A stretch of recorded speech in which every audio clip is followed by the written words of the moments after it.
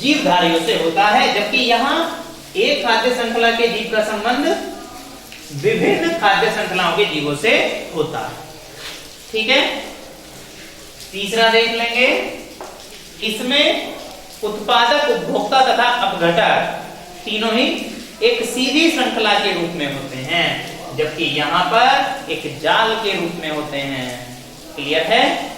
यहाँ पर जो ऊर्जा का प्रवाह होगा, खाद्य श्रृंखला में ऊर्जा का प्रवाह एक दिशीय होगा, जबकि खाद्य जाल में ऊर्जा का प्रवाह बहुदिशीय होगा। ठीक है, या बहुपथीय होगा। बहुत सारे रास्ते होंगे। ठीक है, जैसे खाद्य श्रृंखला में तो यहां से ऊर्जा आएगी, उत्पादक, फिर यहां, फिर यहां, फिर यहां। ठीक है, एक पथ है, जबकि यहां से कितने पथ हो सकते हैं खाद्य श्रृंखला में? यहां आया, फिर यहां आया, फिर इधर चला गया। तो यहां पर जो रास्ते होंगे या पथ होंगे वो बहुत सारे।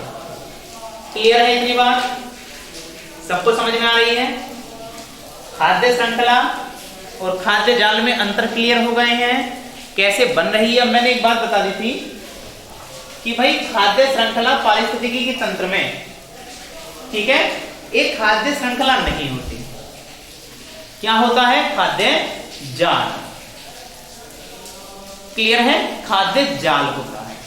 ऐसा थोड़ी है कि प्रत्येक ऐसे ऐसे एक आहार श्रृंखला, फिर दूसरी आहार श्रृंखला, फिर तीसरी आहार श्रृंखला, उन जीव केवल अपना भोजन अपनी आहार श्रृंखला से लें, तो ऐसा तो होता ही नहीं। ठीक है, क्या होता है? एक जाल के रूप में ही विभिन्न खाद्य श्रृंखलाएं।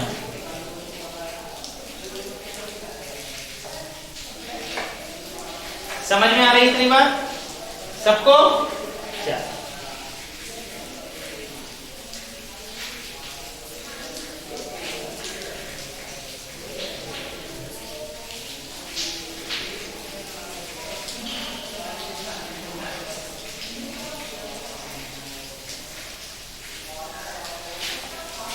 देखो एक बात और सुनेंगे।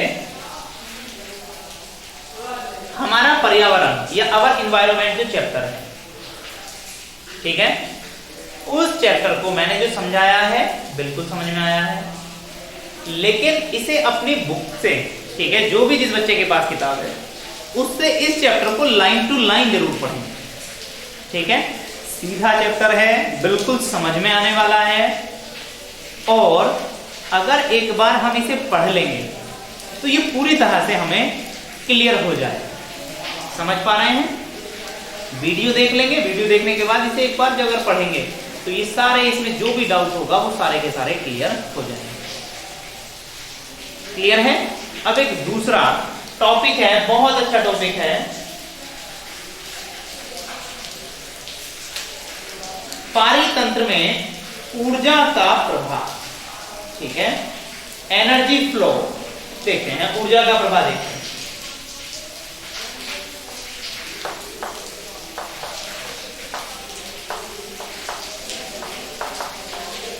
प्रवाह का मतलब है चलना या बहना।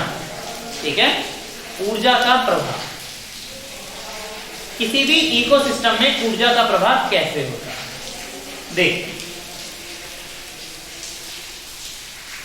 ऊर्जा के प्रभाव समझने के लिए सबसे पहली बात तो मुझे यही समझ में आनी चाहिए,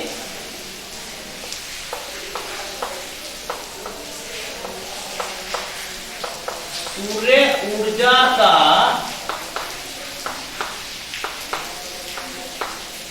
एकमात्र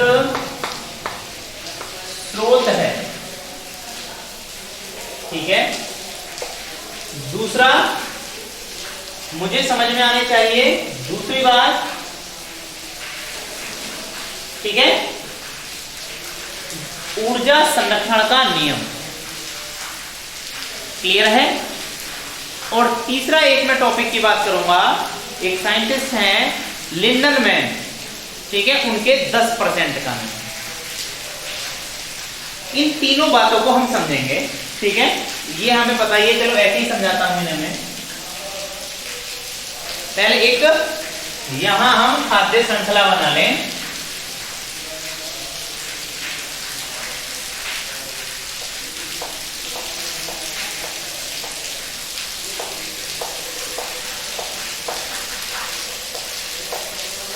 ये है सूर्य,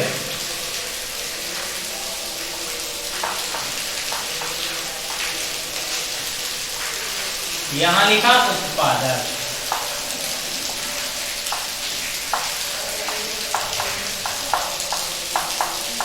प्रथम श्रेणी के उपभोक्ता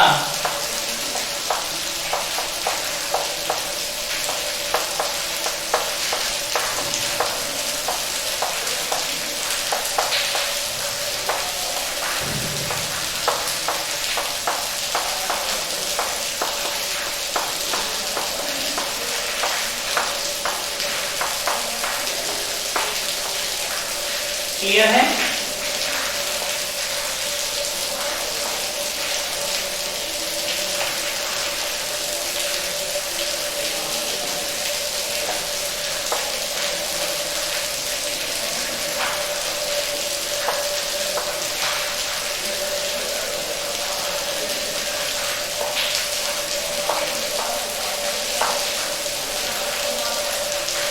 ये फर्स्ट ट्रॉपिक लेवल या प्रथम पोषण स्तर, ये सेकंड पोषण स्तर, टर्सरी और क्वार्टेनरी, ठीक है, या 4। अब ध्यान देंगे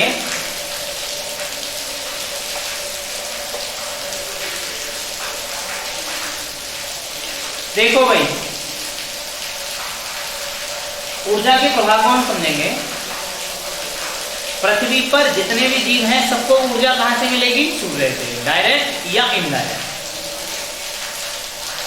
यहां से उत्पादक क्या ले रहे हैं? एनर्जी ले रहे हैं, किससे? सूर्य से। कौन सी क्रिया के द्वारा? प्रकाश संश्लेषण के द्वारा, ये हम जानते हैं, ठीक है।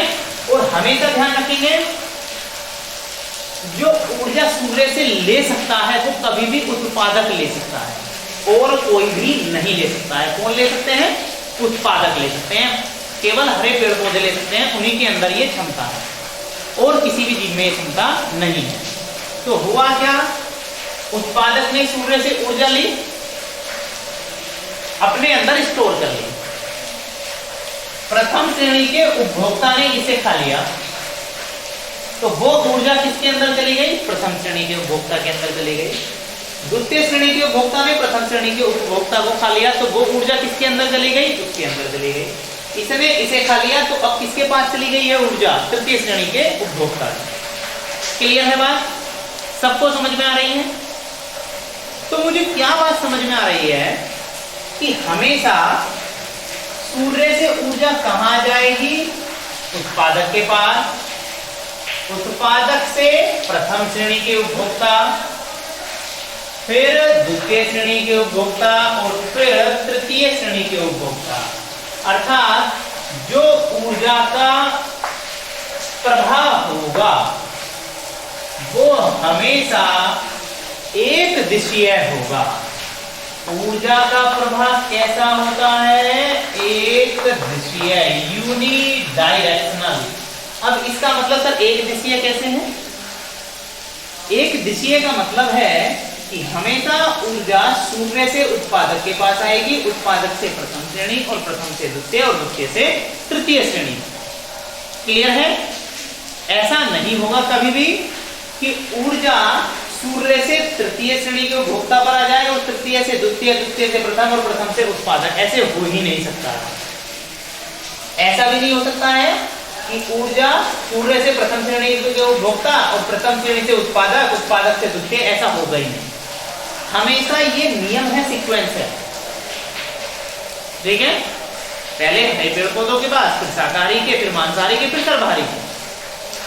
क्लियर है? तो इसीलिए हमेशा ऊर्जा का जो प्रभाव होगा एक दिशा में ही होगा, और वो दिशा कौन सी होगी? उत्पादक से उपभोक्ता की ओर।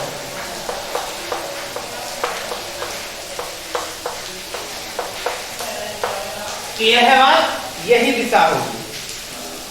ठीक है, तो ये लाइन पूछी जाती है कि भैया पारितंत्र में ऊर्जा का प्रवाह कितने दिशीय होता है, तो एक दिशीय होता है। अगर मैं सूर्य को उधर बना दूं तो क्या सूर्य से ऊर्जा तृतीय श्रेणी के उपभोक्ता पकड़ लेंगे? क्या नहीं पकड़ेंगे, तब भी उत्पादक ही पकड़ेगा, फिर यही चलेगी कहानी। अर्थात उत्पादक से ही चलना है, एक दिशा में।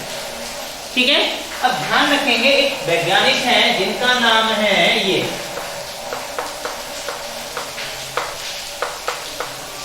लिंडनमान।